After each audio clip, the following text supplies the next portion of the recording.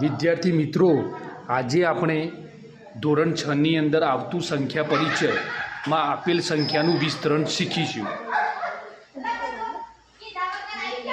હવે આપણી સમક્ષ આવે છે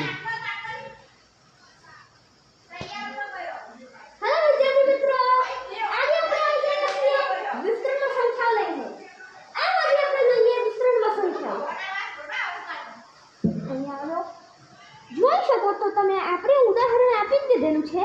આપણે આવી બીજી જ સંખ્યાઓ જોઈશું. થોડો કેમેરો પાછળ લો.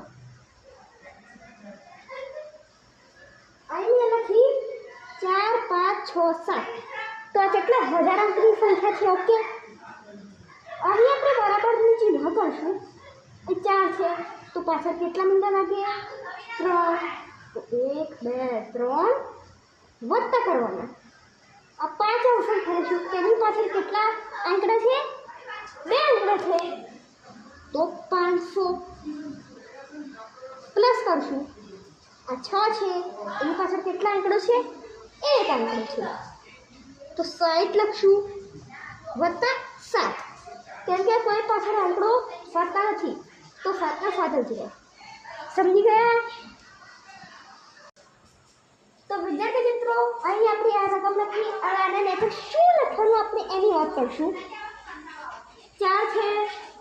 ઓકે, તો ફરી 4 ગુણ્યા 1000. કેમ કે આ 4000 છે તો 1000 આવે.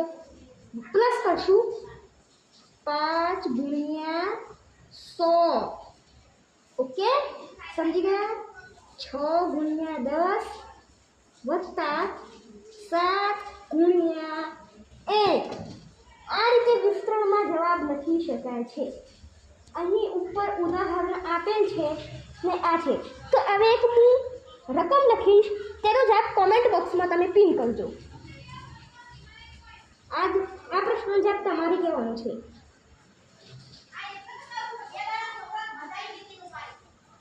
આ સંખ્યાને વિસ્તરણમાં કેવી રીતે લખવું કોમેન્ટ સેક્શનમાં પિન કરીને આપજો.